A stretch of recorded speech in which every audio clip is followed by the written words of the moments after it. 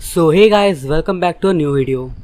आज मैं आप सभी के लिए एक बार फिर से लेकर आ गया हूँ सब्सक्राइबर्स की भेजी हुई कुछ बेहद ही खौफनाक और सच्ची कहानियाँ लेकर।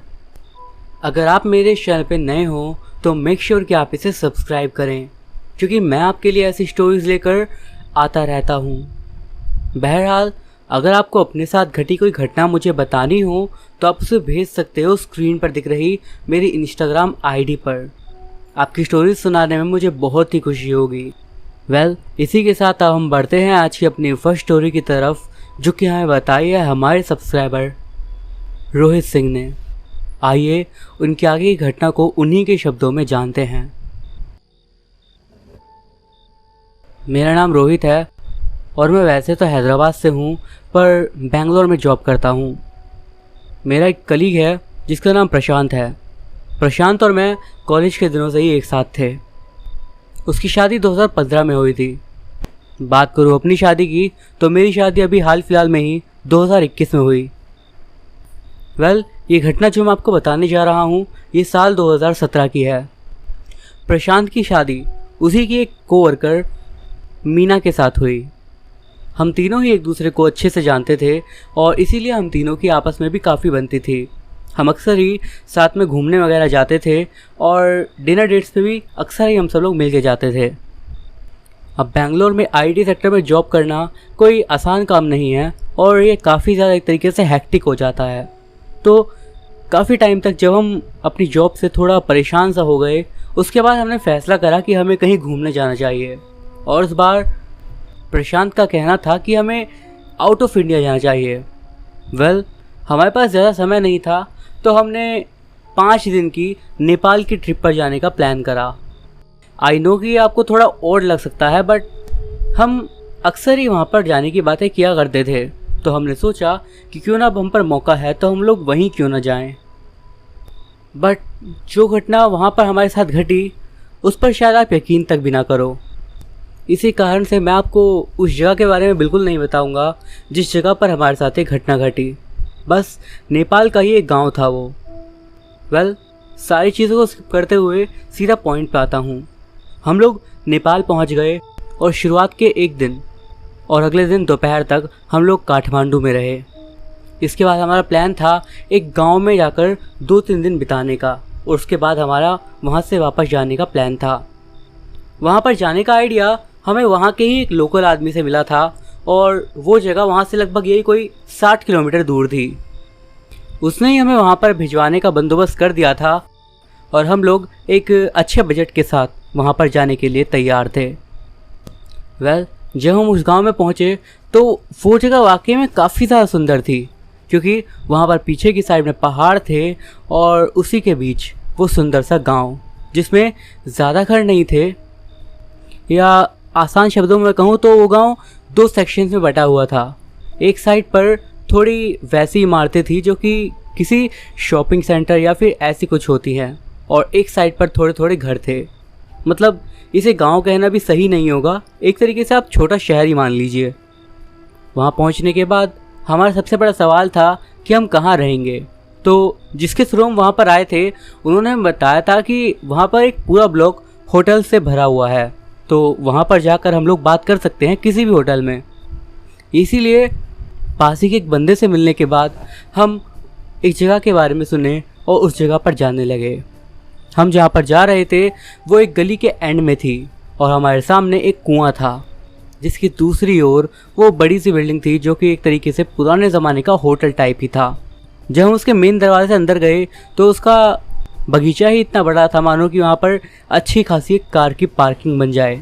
अभी हम वहाँ पर आसपास देख ही रहे थे कि सामने से दरवाज़ा खोलते हुए एक बूढ़ी औरत बाहर आई।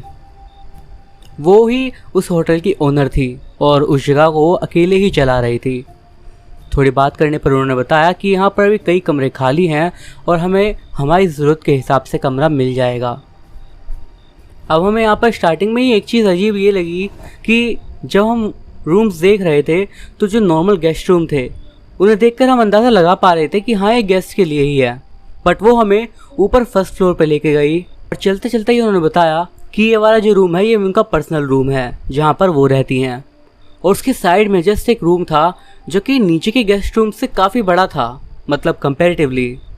जब हम उसके अंदर गए तो उसमें काफ़ी बड़ा किंग साइज़ का बेड था और उसके साइड में उसे एक तख्त से जॉइंट करा गया था। अगर आप इंडिया से हो तो आपको तख्त का मतलब आई होप पता होगा। उसके ऊपर गद्दे बिछे हुए थे, मतलब कुल मिला के एक ट्रिपल साइज़ का बेड वहाँ पर तैयार करा गया था, जो कि देखने में थोड़ा अजीब था। और सच कहूँ तो मैंने भी उस टाइम पर पहली बार ही ऐसा कुछ देखा था। पहले हमारा प्लान था कि हम लोग तीनों एक ही रूम में एडजस्ट कर लेंगे, बट उन्होंने पता नहीं क्यों खुद ही कहा कि वो एक ही रूम के प्राइस पे हमें 2 रूम दे देंगी, और वो कपल है वो यहाँ पर रुक सकता है, और वो मुझे नीचे एक रूम देने की बात कर रही थी। अब उन्हें भी प्राइवेसी तो चाहिए ही थी और वो फ्री में मिल रही थी, तो उन्हें इससे बढ़कर क्या चाहिए था। इसीलिए वो लोग तुरंत ही मान गए और मैंने भी इस पर फिर ज़्यादा कुछ नहीं कहा। हम सभी लोग अपने अपने रूम में चले गए और कुछ देर के बाद फ्रेश वगैरह होने के बाद हम तीनों ही बाहर घूमने के लिए निकले। शाम हो चली थी और हम लोग ऐसे ही वहाँ पे आसपास का छोटा मोटा मार्केट घूम रहे थे। तब हम एक शॉप को देखे जहाँ पर शायद नूडल्स बन रहे थे। वो एक रेस्टोरेंट था। हम वहाँ गए और वहाँ पर जाकर बैठ गए। वहाँ के ओनर थोड़ी देर में हमारे पास आए और उन्होंने हमसे ऑर्डर लिया। वो बात करने में बहुत अच्छे थे। उन्होंने हमसे पूछ लिया कि हम कहाँ से हैं, क्योंकि हम यहाँ के तो नहीं लगते। हमने बताया कि हम इंडिया से यहाँ पर आए हैं। इसके बाद थोड़ी और देर हमने काफ़ी अच्छे से बात करी, पर उसके बाद उन्होंने हमसे ऐसे ही पूछा कि अच्छा आप रह कहाँ रहे हो, अच्छा खासा होटल मिल गया ना आपको। तब उन्होंने बताया कि यहाँ से 4-5 गली दूर जो एक कुआं है उसके साइड में जो होटल है हम वहाँ पर हैं। उसकी ओनर एक बूढ़ी औरत है। बस इतना सुनते के साथ ही पता नहीं क्यों वो जो रेस्टोरेंट के ओनर थे उनका फेस एकदम से चेंज हो गया और उनके चेहरे के लुक्स बिल्कुल बदल गए। एकदम से ही वो सीरियस हो गए और हमें हैरानी के साथ देखने लगे। वो प्रशांत और मीना तो बिल्कुल चौंक गए थे। मैंने उनसे पूछा कि आखिर क्या हुआ, कोई प्रॉब्लम है क्या वहाँ पर। तब उन्होंने बोला नहीं कुछ खास नहीं, पर अगर सही रहेगा वहाँ से आप चले जाओ। उनकी बात मेरे मन में घूमने लगी, बट मैंने स्टिल कहा हम इस बारे में सोचते हैं। वहाँ पर पे करने के बाद हम तीनों ही वहाँ से निकल गए और वापस से अपने होटल में आ गए। तब वो बूढ़ी लेडी हमें कहीं पर भी नहीं दिखाई दे रही थी। हम तीनों ही अपने अपने रूम्स में चले गए और उसके बाद मैं बिस्तर पर जाकर लेट गया। कुछ देर लेटने के बाद मुझे कम नींद आ गई, मुझे ही पता नहीं चला। पर मेरे ख्याल से लगभग 2 या 3 घंटे की नींद लेने के बाद रात में करीब 1-2 बजे के आसपास मेरी एकदम से आँख खुली, और ये आँख खुली थी मेरे पेट के ज़ोर के दर्द के कारण। पता नहीं क्यों पर मेरे पेट में एकदम से ही काफ़ी तेज़ दर्द हो रहा था। एक्चुअली में ये समस्या मेरे साथ पहले से थी और इसकी मेरे पास दवाइयाँ भी थी जो कि डॉक्टर के द्वारा प्रिस्क्रिप्टेड थी। पर समस्या ये थी कि मेरी जो दवाइयाँ थी ये प्रशांत के पास थी, उसके बैग में, क्योंकि मेरे पास सिंगल बैग था और उनके पास डबल बैग। तो मेरे पास जो थोड़ा एक्स्ट्रा सामान था मैंने वो सामान उन्हें दे दिया था और गलती से मेरी दवाइयाँ उसी के साथ चली गई थी। अब सबसे पहले तो मेरे माइंड में ये आया कि रात के इस समय मैं उन्हें डिस्टर्ब करूँ तो ये सही रहेगा या नहीं। बट एकदम से ही मेरा ये जो दर्द था ये काफ़ी ज़्यादा तेज़ी से होने लगा और अब ये मेरे बर्दाश्त से बाहर जाने लगा। जैसे तैसे करके मैंने दरवाज़ा खोला और फिर मैं एकदम से वहीं चौक में नीचे बैठ गया। लगभग 1-2 मिनट तक मैं वैसा ही बैठा रहा क्योंकि दर्द काफ़ी तेज़ था। फिर जैसे ही दर्द थोड़ा कम हुआ तो मैंने सोचा कि अब मुझे ऊपर जाकर उनसे दवाई ले लेनी चाहिए। भले ही थोड़ा अजीब लगेगा बट इस दर्द के साथ मैं रात भर नहीं रह सकता। यही सोचते हुए मैं धीरे धीरे सीढ़ी से ऊपर गया और जब मैं उस बूढ़ी औरत के कमरे के सामने से निकल रहा था तब मैंने देखा कि उनकी लाइट्स ऑन थी। और तभी पता नहीं क्यों मेरे मन में वो वाली बात आई जो कि हमें उस रेस्टोरेंट के ऑनर ने बोली थी कि हमें वहाँ से चले जाना चाहिए। और वो जो बूढ़ी औरत है वो सही नहीं है। एकदम से ही मेरे मन में पता नहीं अजीब सी जिज्ञासा सी आ गई। और जो उनका दरवाज़ा था वो वैसा दरवाज़ा था जो कि लकड़ी के नॉर्मल दरवाजे होते हैं जिनमें बीच बीच में थोड़ी थोड़ी जगह होती है जिससे आप अंदर देख सकते हो। तो आप समझ ही गए होंगे। मैंने इसके बाद उस रूम में थोड़ा झांकने की कोशिश करी और जो मैंने देखा वो सच में काफ़ी ज़्यादा अजीब था। मैंने देखा वो बूढ़ी औरत ज़मीन पर बैठी हुई थी और उसके सामने एक बड़ी सी तस्वीर लगी हुई थी जिसमें एक आदमी और एक औरत थी। उनकी उम्र यही कोई 25 से 30 के आसपास की लग रही थी देखने में। वो बूढ़ी औरत जो कि अब तक चुप थी, वो एकदम से ही थोड़ी प्रार्थना टाइप सी करने लगी और वो कुछ दूसरी भाषा में कुछ तो बोल रही थी, पर बीच बीच में वो बोल रही थी मेरी बेटी और मेरे दामाद। उसकी बातें सुनकर मैं इतना समझ चुका था कि सामने जो तस्वीर थी वो हो ना हो उसकी बेटी और उसके हस्बैंड की थी। पर इससे ज़्यादा अजीब चीज़ थी, वो औरत वो अजीब तरीके से हंस रही थी। मतलब पहले जब मैं आया था तब वो प्रार्थना कर रही थी और उसके आगे कुछ अगरबत्तियाँ रखी हुई थी। उसके बाद वो अजीब तरीके से हंसने लगी और फिर उसने अपना सर नीचे झुका लिया। मुझे नहीं समझ आ रहा था कि वहाँ पर आखिर चल क्या रहा है, पर मेरे दिमाग में बस इतना आया कि ये शायद दिमाग से थोड़ी पागल है। पता नहीं क्या सोच के, पर फिर मैं वापस नीचे जाने लगा। मेरे मन से वो दवाई लेने वाली बात बिल्कुल निकल चुकी थी, बट पता नहीं क्यों एकदम से ही मेरे मन में बात आई कि वो औरत कहीं कुछ गलत तो नहीं कर रही थी। मतलब मेरे मन में एकदम से ख्याल आया कि मेरे जो दोस्त हैं प्रशांत और मीना, वो ठीक है या नहीं। एकदम से मेरे मन में ख्याल आया और फिर मेरे मन में काफ़ी बुरे ख्याल आने लगे उनकी मौत से रिलेटेड। एकदम से ही मैं भागते हुए उनके रूम के बाहर गया और मैंने उनके दरवाजे पर नॉक करा। अंदर से कोई भी जवाब नहीं आया। मैंने दरवाजे को थोड़ा सा खोला तो पाया कि दरवाज़ा खुला हुआ था, और जैसे ही मैंने दरवाज़ा खोला जो मैंने देखा वो मैं कभी नहीं भूल सकता। प्रशांत, मीना दोनों ही जो छत वाले लोहे के पोल्स होते हैं उनसे फांसी लगा के लटके हुए थे। ये देखकर मेरी हालत ख़राब हो गई, पर मैंने अपने आप को संभाला और उन दोनों को जैसे तैसे करके नीचे उतारा। बस शायद भगवान की कृपा थी कि मैंने देखा कि उनका शरीर अभी भी गर्म थे थोड़े, पर उनकी जो हार्ट बीट थी वो काफ़ी ज़्यादा धीमी थी। मतलब मैं सुन पा रहा था पर वो नॉर्मल से काफ़ी कम लग रही थी। मैंने उनके मुंह पर पानी मारा पर वो नहीं उठे। मैं बस भगवान से प्रार्थना करने लगा और तब मेरे दिमाग में CPR का ख्याल आया। मैंने उन्हें सांस देने की कोशिश करी और पता नहीं कैसे, बस चमत्कार ही मानिए कि उन दोनों को ही होश आ गया। जैसे ही उन दोनों को होश आया वो कुछ बोलने की हालत में नहीं थे। मैंने फ़ौरन ही वहाँ के पुलिस के नंबर को डायल करा और थोड़ी देर के बाद पुलिस वहाँ पर आ गई। पुलिस वालों ने हम तीनों को पहले वहाँ से निकलवाया और उसके बाद उस बूढ़ी औरत को अरेस्ट कर लिया गया। आसपास के लोग भी वहाँ पर आए हुए थे और वो लोग भी पुलिस को स्टेटमेंट्स दे रहे थे।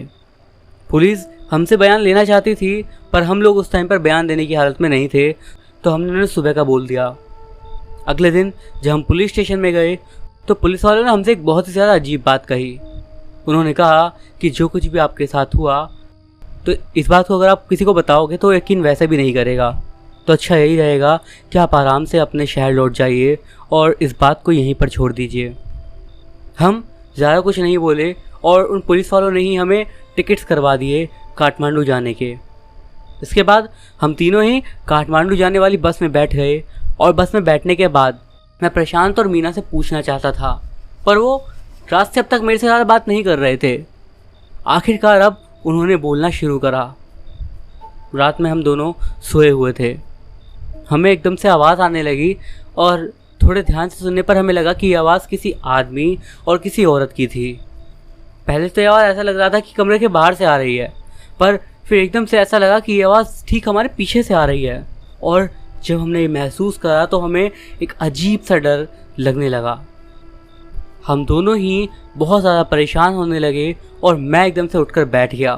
पर जैसे ही मैं उठकर बैठा और मेरे साथ मीना उठकर बैठी, हमने देखा कि हमारे सामने दरवाजे के पास में एक आदमी और एक औरत दिखाई दे रहे हैं। और सबसे डरावनी बात ये कि हम उनके आर पार देख पा रहे थे। वो दोनों ही हमें देखकर काफ़ी गुस्से में लग रहे थे और वो बोल रहे थे कि तुम लोग हमारे कमरे में क्यों हो। इसके बाद वो ज़ोर ज़ोर से हंसने लगे। प्रशांत ने बोला कि इसके बाद उसे आगे का ज़्यादा याद नहीं, बस इतना याद है कि उनका शरीर उनके वश में नहीं था और वो खुद ही पता नहीं कैसे बेड के नीचे से रखी हुई रस्सी को उठाए और उसके बाद उससे फंदा बनाने लगे, जिसके बाद वो उससे लटकने लगे। उन्होंने बोला कि इस समय तक भी वो जो आत्माएं थी वो वहाँ पर खड़ी हुई थी और उन्हें दिख रही थी। फिर धीरे धीरे उनके शरीर के ऊपर उनका कंट्रोल वापस आया, पर तब तक काफ़ी देर हो चुकी थी और अब वो लोग अपने होश गंवाने लगे थे और उन्होंने देखा कि उनके सामने से वो दोनों आत्माएं भी गायब हो चुकी थी। इसके बाद उन्हें अगली चीज़ यही याद थी कि मैंने उन्हें उठाया। काठमांडू तक छोड़ने के लिए एक पुलिस वाला भी हमारे साथ में ही आया था। मैं लोगों से बातचीत करने में काफ़ी अच्छा था। मैंने उनसे भी अच्छी बातचीत करी और उनसे पूछा कि क्या आप हमें थोड़ा बता सकते हैं। तब उन्होंने बोला कि मेरे पास भी ज़्यादा कुछ बताने के लिए नहीं है, पर वो जो औरत थी उसके दोनों बच्चे कई साल पहले उसी कमरे में फांसी लगा लिए थे। पता नहीं क्या वजह थी, पर तब के बाद से वो औरत बिल्कुल पागल सी हो गई थी। पता नहीं क्या क्या करती रहती थी। उसके होटल में कोई भी रुकने नहीं आता था, जो आता था वो पता नहीं क्यों भाग जाता था कुछ ही देर के बाद। वो तो हम ही वहाँ पर रुके हुए थे इतने लंबे समय तक। जब ये सब हमने सुना तो हमारी हालत ख़राब हो गई। हम लोग जब काठमांडू पहुँचे तो हम लोगों ने और बिल्कुल भी वहाँ पर रुकना सही नहीं समझा और हमने सीधा वापस आने का फ़ैसला करा। हम 2 दिन बाद वापस से बेंगलोर आ गए और इस बार हमने सोच लिया कि किसी भी इस तरह की अनजान जगह पर घूमने जाना बिल्कुल भी सही नहीं है और हमारे लिए कितना ज़्यादा ख़तरनाक हो सकता था शायद इसको मेरे को बताने की ज़रूरत भी नहीं। वो तो बस मेरे सिक्स सेंस कहूँ या फिर न जाने क्या, पर अगर मैं उस रात समय पर नहीं उठता तो न जाने मेरी ज़िंदगी इस टाइम पर किस मोड़ पे होती। जैसा कि मैंने आपको बताया मेरी शादी हो चुकी है, पर हम तीनों ने मिलकर फैसला करा था कि हम इस बारे में किसी को भी नहीं बताएंगे। इवन इस घटना के बारे में मेरी वाइफ को भी नहीं पता। एक रीज़न ये भी है कि इस बात पर कोई यकीन भी नहीं करेगा और मुझे पक्का पता है कि आप लोग भी इस बात पर यकीन नहीं करने वाले, पर जो चीज़ सच है वो सच है और जैसी थी मैंने आपको वो बता दी। जो चीज़ मुझे छुपानी चाहिए थी वो छुपा भी दी। अब इस पर यकीन करना या ना करना ये आपकी मर्ज़ी है। इसके अलावा अपने विचार आप इस घटना पर कमेंट्स के ज़रिए बता सकते हो। ये लगभग 20 साल पहले की बात है, 2001 या 2002 की। हम 10-12 लड़कों का ग्रुप मंडी ज़िले में स्थित अपने कॉलेज की कैंटीन में बैठकर चाय पर चर्चा में भूतों की कहानियाँ सुना और सुनाते रहते थे। कैंटीन में अक्सर हम क्लास को बंक करके चाय पीते पीते बात करते थे और कभी कभार ये बातें भूतों की बात में छिड़ जाया करती थी। उस दिन भी सबने कई कहानियाँ सुनाई। इतने में हमेशा सीरियस रहने वाले हमारे एक दोस्त ने कहा कि उसके साथ तो कोई भूत की घटना नहीं घटी, मगर उसके घर के पास एक शिला है जिसमें भूत रहता है। ये दोस्त धर्मशाला के भागसूनाग मंदिर के पास रहता था। उसने बताया कि खनियारा में भूतशिला नाम की एक जगह है। दोस्त ने सुनाया, माना जाता है कि भूतशिला के नाम से चर्चित बड़ी सी चट्टान के आसपास एक भूत रहा करता था जो वहां से होकर गुजरने वाले लोगों को परेशान करता था। भूत से परेशान होकर स्थानीय लोगों ने भागसू नाग देवता के पुजारी से चर्चा करी और भागसू नाग देवता के पुजारी ने अपनी मंत्र शक्ति से उस भूत को बड़ी सी चट्टान के साथ बांधकर उस पत्थर के चारों ओर आटे और हल्दी से बंधन कर दिया। पुजारी जी ने भूत से कहा कि सुबह होते ही तेरी पोल खुल जाएगी और सूरज की किरणों के आते ही तेरा खात्मा हो जाएगा। जैसे ही सुबह होने लगी तो भूत घबरा गया और पुजारी से कहने लगा कि मुझे छोड़ दो, बदले में तुम जो कहोगे मैं वही करूँगा। आखिर में पुजारी जी ने वचन लिया कि बगल में जो पत्थरों और झाड़ियों से भरा हिस्सा है इसे मैदानी खेत में बदल दो। भूत ने कहा कि ठीक है, मैं ये काम करूँगा, मगर खाने के लिए मुझे बकरा दिया जाए। पुजारी जी ने इस बात को नहीं माना। तब भूत ने कहा कि हर दिन नारियल की बलि दी जाए। पुजारी जी ने इस बात को भी नहीं माना।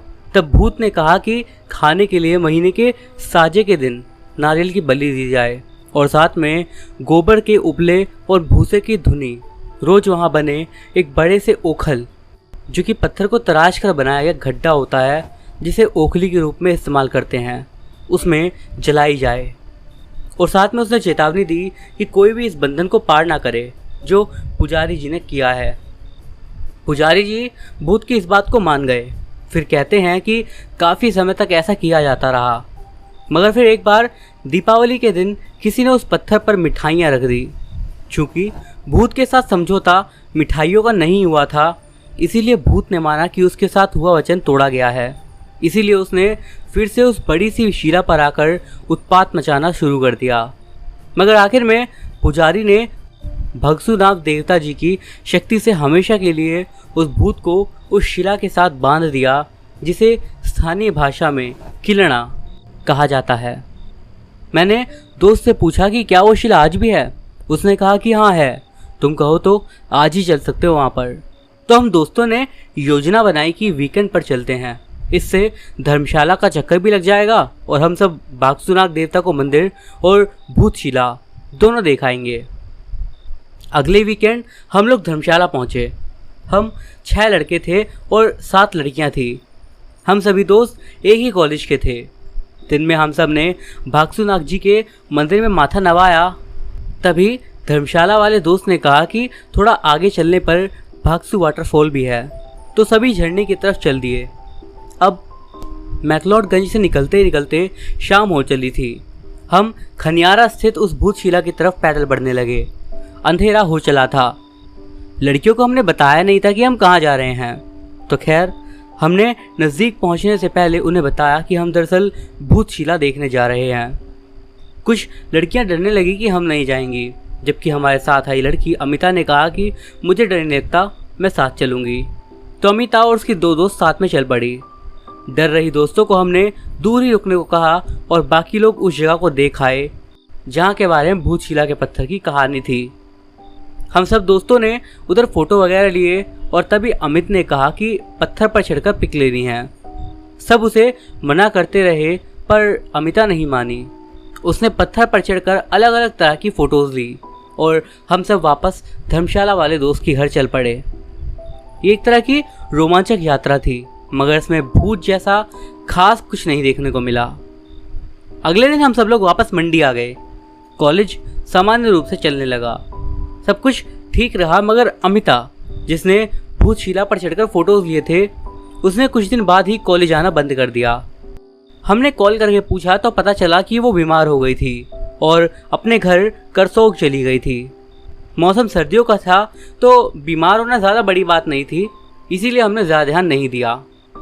लगभग बीमार पड़ने के 15 दिन बाद अमिता लौटी। वो कॉलेज आई, क्लास आई, मगर उसने हमसे बात नहीं करी। हमारी दूसरी फ्रेंड्स ने बताया कि हॉस्टल में भी अमिता का व्यवहार बदल गया है। हमने पूछा कि कैसे बदल गया है, तो पता चला कि वो किसी से बात नहीं करती है, चुपचाप रहती है और आजकल पूजा पाठ ज़्यादा ही करने लगी है। हम भी हैरान थे कि एकदम चुलबुली सी अमिता इतना कैसे बदल गई और ऐसा क्या हुआ जो वो हमसे ही बात नहीं कर रही। ऐसा लग रहा था कि वो हमें पहचानती ही नहीं है। कई बार उससे बात करने की हमने कोशिश करी, मगर वो सीधे कहती, कौन हो आप और मेरे पीछे क्यों पड़ रहे हो, मुझे आप लोगों से कोई बात नहीं करनी। उसने फ़ोन और मैसेजेस का जवाब देना भी बंद कर दिया। अब कुछ दिनों में हमें उसके बारे में तरह तरह के किस्से सुनाई देने लगे। उसकी हॉस्टल में बताने लगी कि वो अजीब अजीब बातें करने लगती है और कहती है कि उसे भूत और आत्माएं दिखती हैं। हॉस्टल की लड़कियां उस दिन डर गई थी जब अमिता ने यह दावा करा कि हॉस्टल के टॉप फ्लोर पर एक काले कपड़े वाली महिला घूमती है, जबकि ग्राउंड फ्लोर पर एक सफ़ेद कपड़े वाली महिला। इन बातों से तो कई लड़कियों ने हॉस्टल में रहना ही छोड़ दिया था। फिर कुछ दिनों के बाद एक नई बात सुनने को मिली, वो ये कि नए एडमिशन होने के बाद एक नई लड़की हॉस्टल में रहने आई। लड़कियों ने परंपरा बनाई हुई थी कि कोई नई लड़की आती थी तो डिनर के बाद सभी लड़कियों के साथ उसका इंट्रोडक्शन होता था। तो उस नई लड़की से बातचीत कर ही रही थी वो सभी लड़कियां और अमिता भी वहीं बैठी थी। अचानक वो सबके सामने उस लड़की से पूछती है, ये जो लॉकेट तुमने पहना है ये तुम्हारी बहन का है ना? नई लड़की ने जवाब दिया, हाँ, आपको कैसे पता? उतार कर फेंक दो इस लॉकेट को, तुम्हारी बहन तुम्हारे पीछे ही खड़ी है। जहाँ भी तुम जाती हो इस लॉकेट की वजह से तुम्हारे पीछे आती है वो। अमिता का यह कहना था कि हर कोई उस लड़की के पीछे की तरफ देखने लगा और उसकी बहन कहाँ खड़ी है, ये पीछे कोई भी नहीं था। इस बीच वो लड़की बेहोश हो गई। सब लड़कियों ने उसे उठाया और पानी वगैरह पिलाकर होश में लाया तो वो रोने लगी। उसने रोते रोते बताया कि कुछ महीने पहले उसकी बहन स्कूटी पर बाजार जा रही थी, तब एक बस से उसका एक्सीडेंट हो गया और उसकी वहीं पर मौत हो गई। जैसे ही बाकी सब ने सुना वो लोग भी डर गए। अमिता और उस नई लड़की के बीच कभी बात नहीं हुई थी, मगर उसने इतनी बड़ी और डरावनी बात कह दी थी कि सबके होश उड़ गए थे। पहले तो लड़कियां अपने स्तर पर मैनेज कर रही थी, मगर उन्होंने अब वार्डन से शिकायत कर दी कि हॉस्टल में या तो अमिता रहेगी या फिर वो लोग। आखिरकार मामला उठा और अमिता के परिजनों को बुलाकर सारा किस्सा बताया गया और कहा गया कि आप अपनी बेटी को समय रहते डॉक्टर को दिखाइए, क्योंकि ये काफ़ी अजीब बातें करती है। अमिता के परिवार वाले उसे वहाँ से ले गए और कई महीनों तक उसके बारे में किसी को पता नहीं चला। एक दिन अचानक मुझे अननोन नंबर से फ़ोन आया। मैंने उठाया तो दूसरी तरफ से किसी लड़की की आवाज़ आई, सुनो, अपनी ट्रिप कैंसिल कर दो। मैंने पूछा कि कौन बोल रहा है, तो उस तरफ से आवाज़ आई, इतनी जल्दी भूल गए दोस्तों को? अमिता? हाँ अमिता, मगर जो कह रही हूँ उसे इग्नोर मत करना, अपनी ट्रिप कैंसिल कर दो। मैंने कहा क्यों? मगर दूसरी तरफ से तुरंत फ़ोन कट गया, या फिर ये कहकर अमिता ने फ़ोन काट दिया। फिर मैंने कई बार कॉल बैक करी मगर कोई जवाब नहीं आया, ना ही SMS का कोई रिप्लाई। व्हाट्सएप, फेसबुक वगैरह उस समय पर कुछ नहीं था। मोबाइल फ़ोन और लैंडलाइन भी उस समय हर किसी के पास नहीं होती थी। दरअसल मैं उसी दिन दोस्तों के साथ चूड़दार ट्रैकिंग जाने का प्रोग्राम बना रहा था और योजना थी कि हम 4 लोग 2 बाइक्स पर वहाँ पर जाएंगे। अब यात्रा से ठीक पहले फ़ोन आकर टोक दिया गया तो मेरा आत्मविश्वास डूल गया।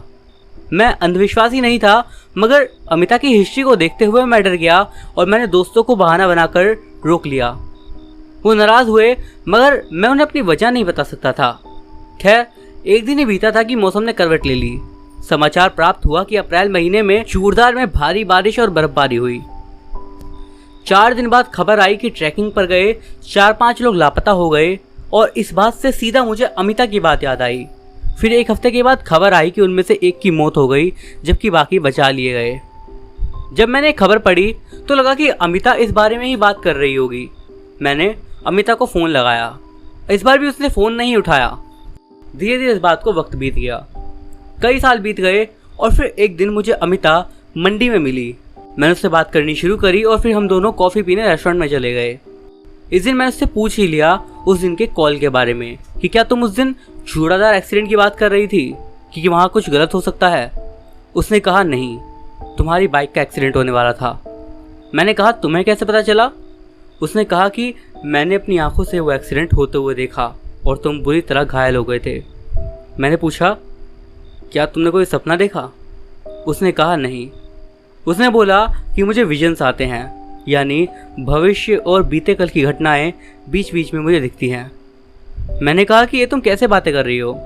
उसने गहरी सांस लेकर मुझे पूरी बात बताई। उसने कहा कि याद है तुम्हें, कई साल पहले हम लोग धर्मशाला गए थे और मैं भूतशिला के पास से लौटी और बीमार हो गई। मेरी तबीयत इतनी ख़राब हो गई थी कि शायद मैं बच भी नहीं पाती। डॉक्टर्स को बीमारी पकड़ में ही नहीं आ रही थी। उसी समय एक दिन बिस्तर पर पड़े पड़े मुझे ऐसा लगा कि मैं एक अंधेरे कमरे में बंद हूँ। मैं कुछ बोलती तो मेरी आवाज़ गूंज जाती और चलती तो चारों तरफ पत्थर की बस खुरदरी दीवार महसूस होती। मैं डर और उत्सुकता के भाव से पूरी बात सुनता जा रहा था। मैंने कहा फिर? वो बताने लगी।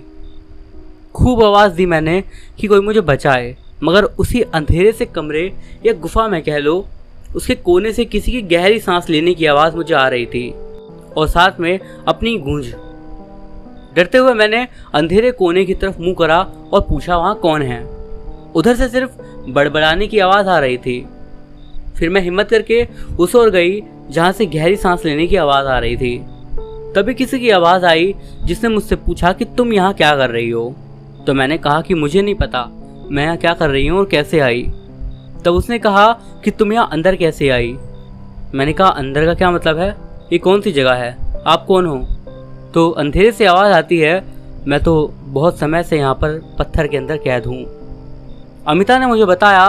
अब मुझे एहसास हो रहा था कि उस पत्थर पर चढ़ने के कारण शायद मैं भी उसी शिला के अंदर पहुँच गई हूँ जिसके अंदर किसी समय उस भूत को बंद करा गया था और यहाँ पर मुझसे सवाल पूछ रहा वो और कोई नहीं, वही भूत था।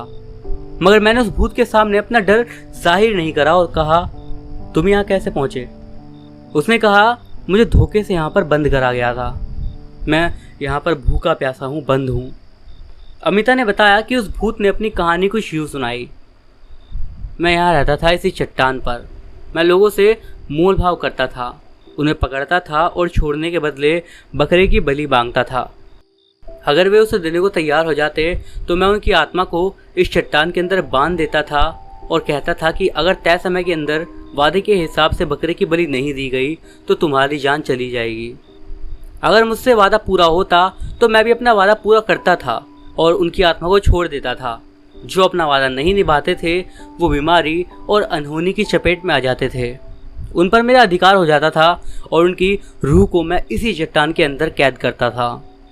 मगर एक पुजारी ने अपने शक्तिशाली देवता के साथ मिलकर पहले मुझे मजबूर करके मुझसे समझौता करा और बाद में खुद ही उसने वो समझौता तोड़ दिया। फिर जब मैं उस समझौते के टूटने के कारण आज़ाद होकर फिर से वही काम करने लगा तो उसने मुझे बुलाया। उसने मुझे बातचीत के लिए चट्टान से नीचे बुलाया और अपनी जान के बदले अपने परिवार के लिए संपन्नता मांगी। मैं जैसे ही उससे समझौते के लिए शिला से नीचे उतरा, उसने नीचे अलग अलग जगह से लाई हुई मिट्टी के साथ आटे और हल्दी से एक रेखा बांध दी थी। मैं उसमें आकर फंस गया और मजबूर हो गया। फिर पुजारी ने मेरी जान बख्शने के लिए हमेशा हमेशा के लिए मुझे इस शिला में बंद हो जाने का समझौता करा। उसके बाद मैं इस शिला में बंद हो गया और तब से अब तक मैं यहीं हूँ। अपने समझौते के मुताबिक मैं कहीं बाहर नहीं जा सकता। अमिता ने मुझसे कहा। भूत की ये बात सुनकर मुझे लगा कि शायद मैंने भी उस दिन घूमने जाते हुए उस पत्थर पर जो फ़ोटो लेने के लिए चढ़ी थी तो पैर मैंने उधर रख दिया था जहाँ पुजारी ने भूत को बांधने के लिए रेखा खींची थी। इसीलिए मेरी आत्मा भी शिला के अंदर आ गई है। फिर मैंने भूत से कहा कि मैं यहाँ से बाहर कैसे निकल सकती हूँ। तब उसने कहा, ये चट्टान मेरी अपनी है और इसे मैंने ही तैयार करा है, मगर इससे बाहर नहीं निकल सकता। मगर हाँ, तुम्हें ज़रूर निकाल सकता हूँ, मगर मैं बिना बलि लिए कुछ नहीं करता। मैं अमिता की बातों को अविश्वास और हैरानी के साथ मिले जुले भाव में देख रहा था। अमिता ने आगे बताया, मैंने भूत से पूछा कि क्या गारंटी है कि तुम मुझे यहाँ से बाहर निकाल दोगे। भूत ने कहा कि तुम्हारे पास और कोई रास्ता भी नहीं है। फिर मैंने भूत से पूछा कि तुम्हें क्या चाहिए, तो उसने कहा, तुम बाहर निकलते ही किसी भी दिन जब एकांत हो तो इस चट्टान के पास काले बकरे की बलि 1.25 महीने के अंदर दे देना, और अगर नहीं दे पाई तो तुम जानती हो कि क्या होगा। अमिता बोली कि उसने उस भूत को वचन दिया और फिर अचानक उसकी नींद खुल गई। उसने बोला उसे ऐसा लग रहा था कि मानो वो सपने में थी, मगर सपने की एक एक बात सच लगी, मानो सब कुछ थोड़ी देर पहले ही घटा हो। मेरे घर वालों ने किसी चेले को बुलाया हुआ था और पुजारी ने पूजा की सारी तैयारी कर ली थी और अभी मैं पूरे होश में नहीं थी। चेले ने अपना काम शुरू कर दिया। जैसे ही उसने आग जलाकर आटे को मुट्ठी में भरकर आग में डाला, वैसे ही मेरे शरीर में कपकपी सी शुरू हो गई। ऐसा लग रहा था कि मेरे शरीर मेरे बस में नहीं था। तभी मैंने चेले से कहा कि एक बकरा काट दो, मैं ठीक हो जाऊंगी।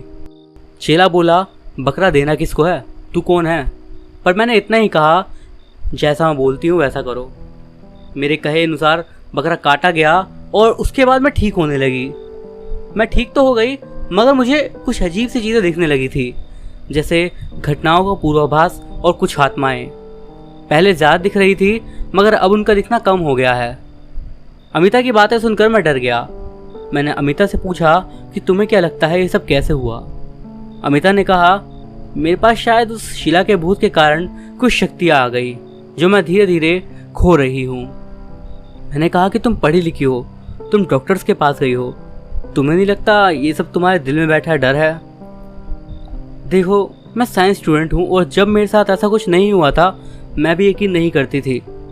मुझे भी शुरू में लगा था कि मैंने भूत की कहानी सुनी और जब मैं बीमार हुई तो वीकनेस के कारण मेरे सबकॉन्शियस माइंड में अपने आप वो कहानी हावी हो गई और मैंने खुद को काल्पनिक रूप से उसी भूत के साथ उसी शिला के अंदर कैद पाया।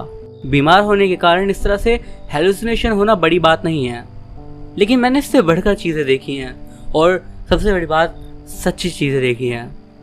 खैर, तुम मानो या मत मानो तुम्हारे ऊपर है, मगर तुम दोस्त हो इसीलिए तुमको बता दिया। तुम चाहो तो मुझे पागल समझ लो। ये बोलकर अमिता वहाँ से जाने लगी और मैं बहुत देर तक दरवाजे की ओर देखता रहा।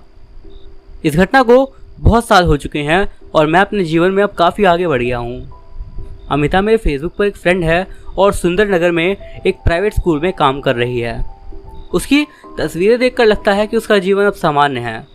हर सामान्य इंसान की तरह परिवार, ऑफिस, दोस्तों और वेकेशंस की मस्ती की तस्वीरें। अच्छा है कि वॉच ठीक है। मैं नहीं जानता कि उसे भ्रम था, हेलुसिनेशन था या फिर कुछ और बात थी, मगर उसके साथ ये हुआ घटनाक्रम, उसकी ओर से दी गई चेतावनी और उसके द्वारा बताई गई कहानी आज भी जब मुझे याद आती है तो एक डर मेरे अंदर उठ जाता है और मेरा मन कहीं ना कहीं मेरे दिल के एक छोटे से हिस्से में इस बात पर यकीन करता है कि वो सच बोल रही थी। आपका इस पर क्या विचार है, कमेंट्स के लिए ज़रूर बताइएगा। तो दोस्तों, ये थी हमारी आज की कहानियाँ। वीडियो आपको कैसा लगा मुझे कमेंट्स के लिए ज़रूर बताइएगा। वीडियो आपको पसंद आया हो तो मेक श्योर कि आप इसे लाइक करो। इस वीडियो पर एम करते हैं 200 लाइक्स के लिए। मैं अभिषेक मिलता हूँ आपसे अगली वीडियो में कुछ और ऐसी ही स्टोरीज़ के साथ। तब तक के लिए बाय।